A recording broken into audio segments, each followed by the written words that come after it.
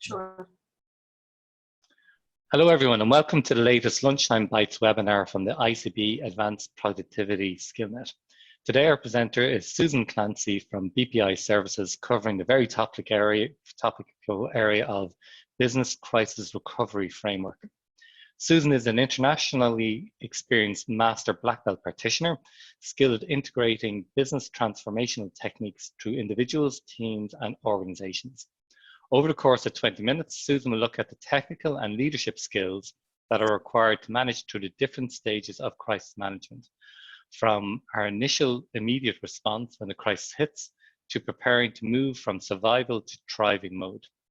The ground rules for today: Susan will present for approximately 20 minutes, followed by a 10-minute Q&A. Everybody is muted, but we do encourage people to supply questions or submit questions via the chat function. If you hover over your screen, you should see the chat function pop up on either the top or bottom of the screen. We also have one or two polls that we run at the end of the session. And without further ado, I'll pass you over to Susan. Great. Well, thank you, Owen. And hello, everyone. And thank you very much for taking your time out to join me. And I'd like to thank also the ICBE for the opportunity to deliver this webinar. During this webinar, I'm going to provide an overview of our Business Crisis Recovery Framework program, which would typically span 4 90-minute sessions. But for today, I'd like to present a summary of what we've developed that may prompt some discussions within your organizations and hopefully will be of assistance to you during this time. On this webinar, we will explore insights to prompt discussion about how to instill a thriving business mindset in your organization and strategically plan for success, even when in the current crisis mode and during times of economic uncertainty. This framework will outline the key components of a leader's playbook to manage through the crisis, as well as highlighting the critical role of leaders in managing the current business issues, and as well as planning and preparing for the next phase of recovery. So as Owen said, my name is Susan Clancy, and I've been in the business of driving change and integrating business transformational techniques for the last 20 years. I'm a certified Master Black Belt and Lean practitioner, and using a combination of techniques from Lean Six Sigma, change management, strategy deployment, and organizational development, my main passion is in developing people, processes, and organizations. I set up my own business in 2006, and I've been extremely grateful for the opportunities I've had over the last 14 years in self-employment, where I've worked at this stage with almost every sector, and I've conducted work for companies all over the globe. This vast experience allows me to support leaders to navigate the complexities of modern day business and to achieve best practice within their sectors.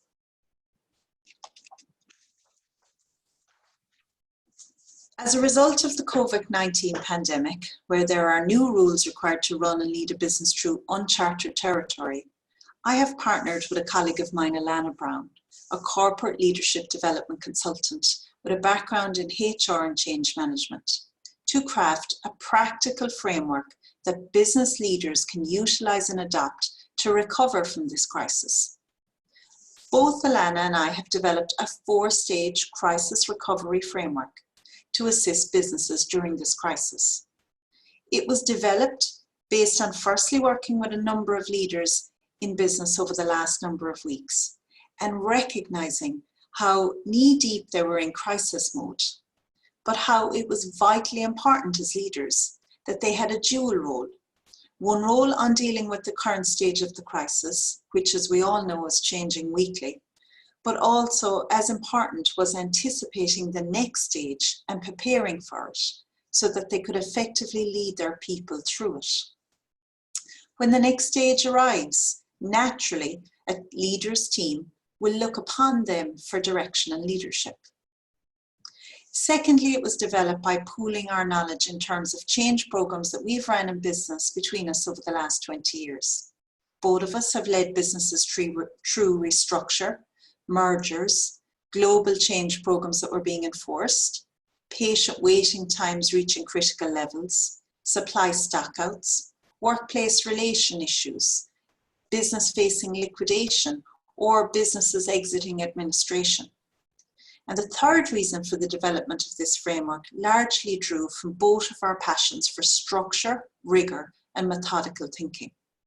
Even though both of us have very, very different backgrounds, we share this passion, and for that reason we researched and put our combination of experiences together to develop a framework that we really hope you can utilize, tailor to your own organization, adapt it as a playbook, and allow you to keep on track as you navigate through this crisis. Let's face it, we all have negative thoughts going on in our brains at the moment, because nobody likes change, and certainly change that is impacting the globe, and also change that it's impacting the most important things in our lives, our loved ones and our health. However, as leaders of teams, we need to be forward thinking. We need to convert this negative worry to positive thinking. Please, if you don't mind, keep note of any questions that you might have throughout this webinar, as we will have time for questions and answers at the end. So I'd like to introduce you to the framework. It's a 4-stage framework, and it is designed to help you lead and protect your employees and organization through this crisis and navigate effective communication and direction on both the current and the future state of the business. Whilst none of us know the timeframes to this crisis, it is pivotal, at least as leaders, that you are crafting in some time now for these stages and not waiting until they're upon you. The framework consists of 4 stages. The first one is rapid response planning. The second one is adapt and manage. The third one is recover and re-strategize. And the fourth one is moving from surviving to thriving. We decided to show these stages across a bridge to represent them as building blocks that you need to consider and embark upon to bring you through this crisis. I'll now take you through each of them. Hopefully I'll set some seeds in the activities that I would foresee that belong in these categories and relay some insights on each of them to set you, your teams, and your organizations up for success as you move through them. So the first stage of this framework is rapid response planning. This is largely an internally focused exercise and is predominantly concerned with leading the crisis management efforts, protecting your staff in line with government and governance compliances, and navigating your businesses within those guidances. It is an exercise that may have to be revised and revisited as circumstances change. And most of you have begun this, but if you have not, my next number of points will hopefully be of assistance. Rapid response planning should take into consideration first and foremost the leadership and protection of your staff. And also critical are the business process and operations management, the supplier and customer management, and the internal and external communications management. At this stage, it would be positive to have a crisis management team in operation with dedicated roles and responsibilities. You should have a checklist collated of all the items you need to do for rapid response planning. Your checklist will consider things like how your business is adhering to the recommendations given by the HSE to reduce the spread of COVID-19, such as hygiene and social distancing. The checklist should contain a status on items such as your on-site visitor policy, your plans for remote working, and for those operating and classed as essential, how are you managing shift pattern changes and staggered breaks? And how are you adhering to working time acts? Also, how are you overseeing employee impact case management within GDPR guidelines? And how are you working with finance to review your cash flow strategy? Do you have your day-to-day crisis management decision-making processes up and running, ensuring you're not only process but people-focused? If you are a leader of a team, how do you cover off both the technical and leadership qualities required to achieve this? So with all these steps, there is a need to be skilled on how to lead your teams and organizations through these phases. To be authentic, concise, and consistent in your messaging, and to have empathy. Never have you had a situation in managing your teams whereby you need to be there to support them, but you may have to do it remotely. Are you ensuring you are planning your delegating strategy and you're not knee-deep in firefighting so that you can ensure as a leader you're one step ahead? If you have resources on site who are trained in Lean, their experience in working with cross-functional teams, understanding systems, as well as ensuring that the processes and checks that are now being put in place can stand up to the rigorous test that they will be put through in the coming weeks. And this makes them an excellent resource for any leader to rely on at this time. The second stage of the framework will shift our focus to adapting and managing. Whilst you may move into this phase, you need to toggle back and parallel work the previous stage, in particular when government guidelines change.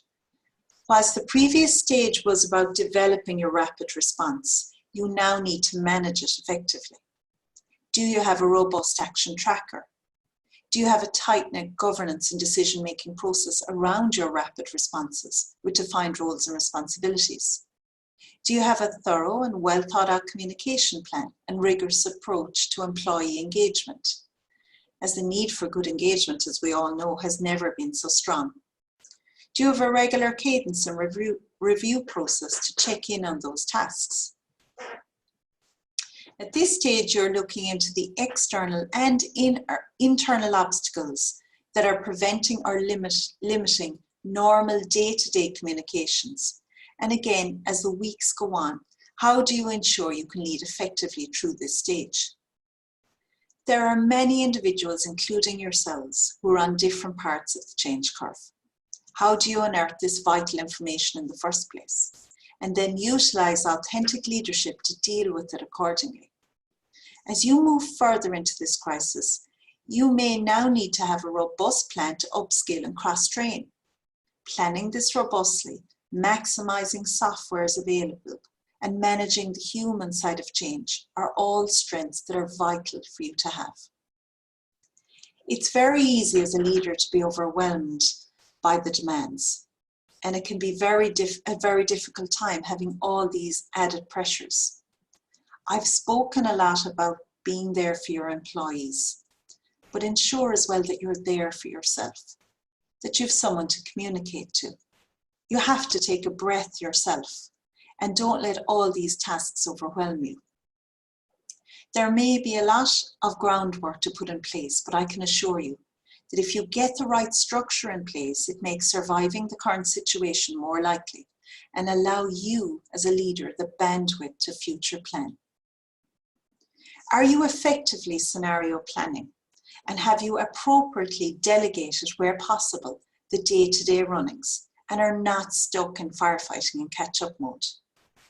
I think it's fair to say that last Friday's announcements caught a lot of business off guard. If you have not already, can you now scenario plan obstacles to product, services, and/or supply delivery, potentially having limited staff on site, and the various consequences and actions and communications internally and externally as a result of this? When you do scenario planning with your leadership team, is it productive? Do you get through it remotely in an efficient manner with good logical thought, clear roles and responsibilities, action-driven conversations, and robust tracking and follow-up? With most of us working from home now, what visual management systems do you have in place to ensure that processes are running productively and efficiently? Even though the business is operating remotely, there are certain tasks that still need to occur. So what mechanisms do you have in place to track them effectively and ensuring that you're not just relying on verbal communication? How are you managing and maximizing both systems and processes while keeping everyone productive and engaged? Also, we've seen an awful lot of examples recently where companies are adapting their business in the short to medium term to develop innovative, creative, and customer-based solutions and substitution strategies.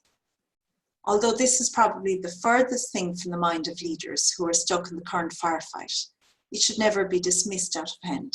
And if there is an opportunity to talk about such options with colleagues, then don't be afraid to take that opportunity.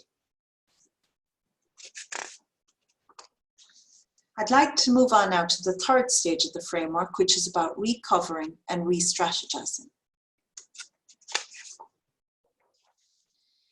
In relation to recovering, we know that there's a good chance that we won't be able to just click a switch and return to work the way it was before. We don't know what the reality is going to look like, and it could very well be a phased return to work. But how can you start getting into that mindset now and start planning and start scenario planning the recover phase? You might hit this recover phase at the end of April, or it could be much later.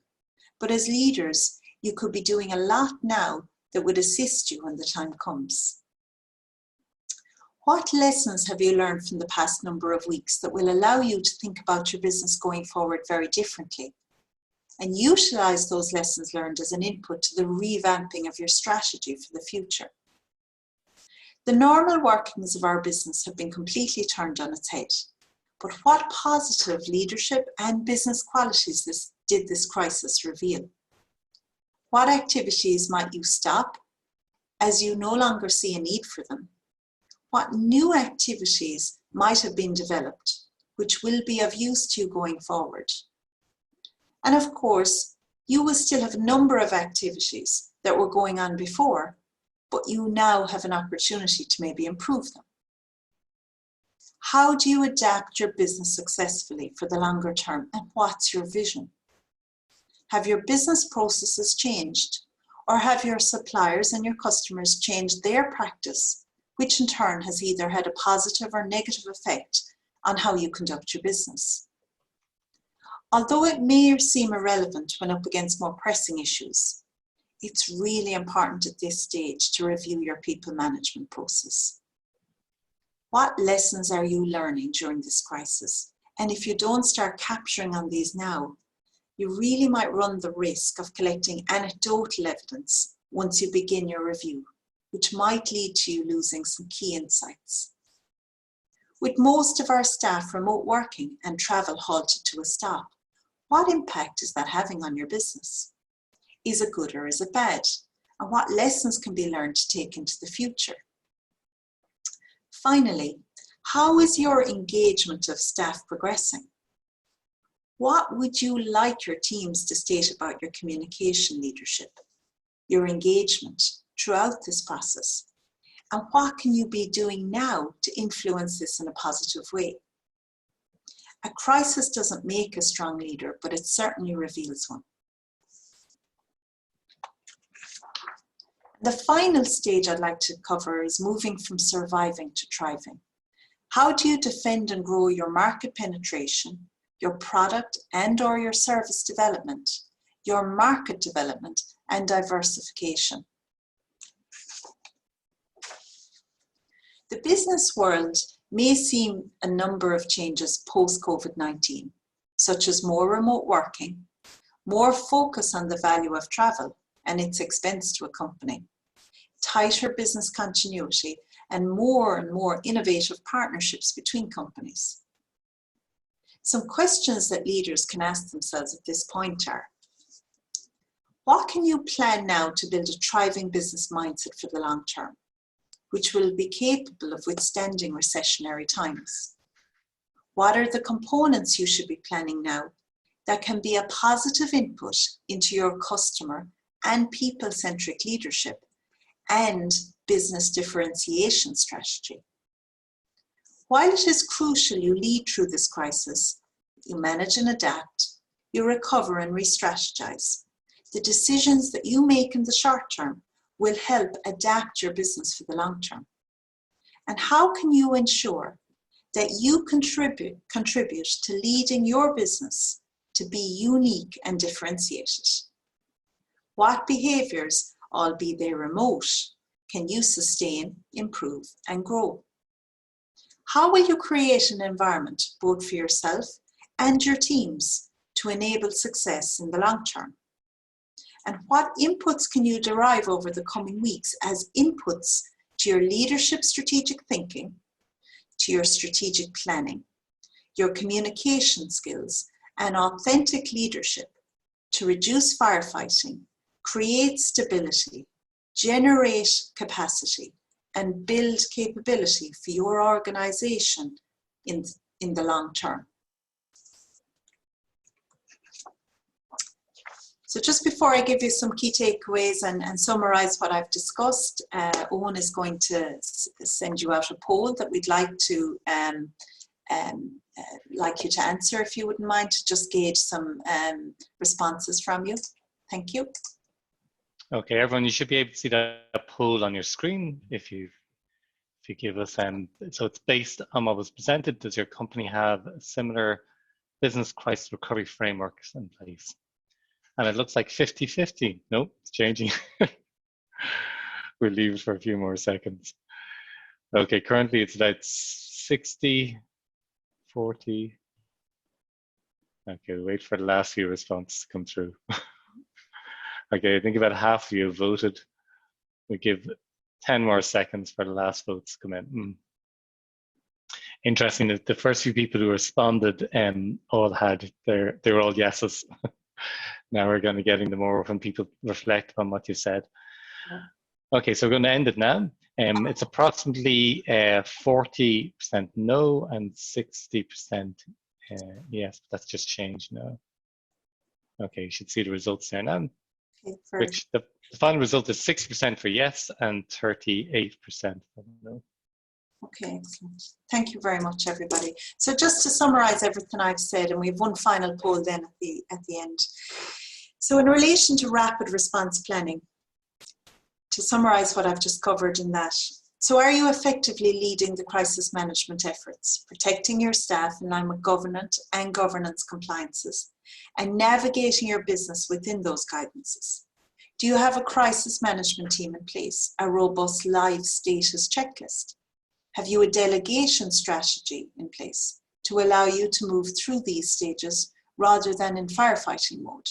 And are you exhibiting authentic, agile, and resilient leadership? Are you fully utilizing your lean resources intelligently? In relation to adapting and managing, are you managing your rapid response effectively?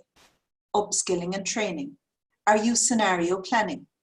What visual management monitoring systems do you have in place to ensure that your systems and processes are running productively?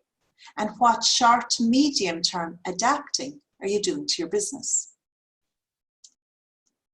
In relation to recover and re-strategize, what lessons learned are you collecting the raw data for currently on your business, your process, your systems, your people, your engagement, and your culture? How can you utilize the next few weeks to enhance your strategic thinking and craft your vision for your business, your team, and your role for the future? And in terms of moving from survive to thrive, what can you plan now to build a thriving building mindset for the long term? What are the components of uniqueness that make your business people and customer centric? So I'd like to wish you all the very, very best of luck over the next few weeks. I hope what I have presented to you has given you some key insights, and there's another poll on its way out to you, in particular, what stage of the framework presented is the most challenging for you right now. And if there's any questions from any of the participants, I'd like to answer them now, please. Thank you.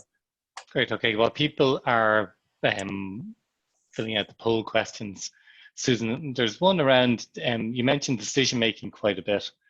And if you could speak to that, because decision-making now is quite different to what it was, and what the consideration should be to make the best decisions in these challenging times. Yeah, so I think there's a few components to it. Well, certainly, I think having clear roles and responsibilities around the decision-making process is important. I mentioned having a crisis team in operation, but you may have dedicated roles within that, such as a chair or a note taker or action tracker provider, having segregated roles and responsibilities. And I think that becomes really important as well when you're trying to do this remotely.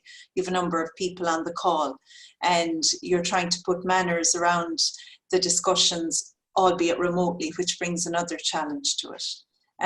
So I think it's around having roles and responsibility. I think it's about having good facts and good structures in place to be presented with the information promptly. I think it's about having good ground rules about your remote working if you're remote working. And I think it's ensuring that your decision-making processes are productive. We all know that we can have several discussions and talk for quite a while, and sometimes I suppose because we're missing those social contacts as well, maybe we're talking a bit more than we need to, and that's okay. But there's a balance there between chit chat and going on for a certain amount of time, but being productive as well, and really making those discussions action orientated. What is the action? Who's making the decision? Do we have consensus? Who's taking it on? What is the deliverable from it? What's the time frame? And when are we going to regroup and come back? Great, thanks very much, Susan. So the results are in from the poll. So adapt and manage in terms of the most challenging right now got 54%. Yeah. And then recover and strategize at 23%. Moving from survive to thrive, 15%. And interestingly, the rapid response planning, 8%. So it sounds like a lot of people have, they've put the work in before now to think about how to respond initially to it. But as it morphs and grows, it's getting more challenging. I'm not sure what you think of those yourself. Yeah, and I think that's an interesting survey result. And I think, to be fair, from the leaders and organizations that I've been working with over the last number of weeks, I've been extremely impressed with the rapid response planning. Companies, adapting remote working for the first time in their history, even using Microsoft Teams and various other products, and they've never have done this before. And I think it's social distancing, adhering to the HSE guidelines. I mean, I think companies need to be very proud of themselves of what they've achieved. And I think, as a stage as well, that's a very doing stage, stuck in, roll up the sleeves and get stuck in on it. And it keeps our minds nicely occupied as well. But hopefully what I've given some insight as well has made you think as well of the other stages. And there are more to be preempting now and thinking about as well, not just stuck in the rapid response and planning. So I think good work done in that, and more food for thought hopefully imparted. Great. One question, and it's a question that kind of comes up quite a lot as people are struggling with the new world we're in. Any tips for keeping people engaged and focused on work, given that this is so difficult with the reality we're now currently living in?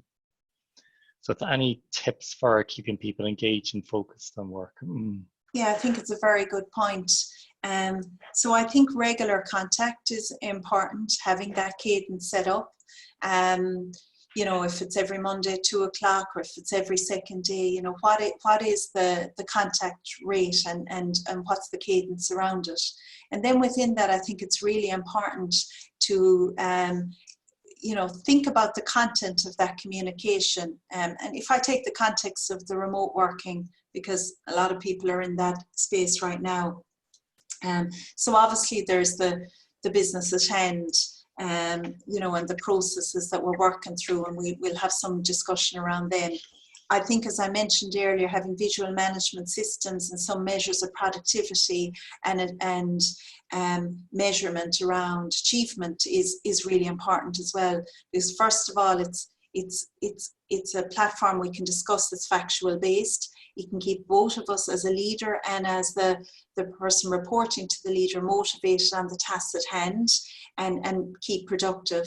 It's a great opportunity then, once milestones are met and deliverables are achieved, to give that kudos, which I think will be very important as well, and that celebration of recognition. But also, I think more importantly, it's important to have that chit chat, to have that kind of more social contact around how are things really going and how are people getting on.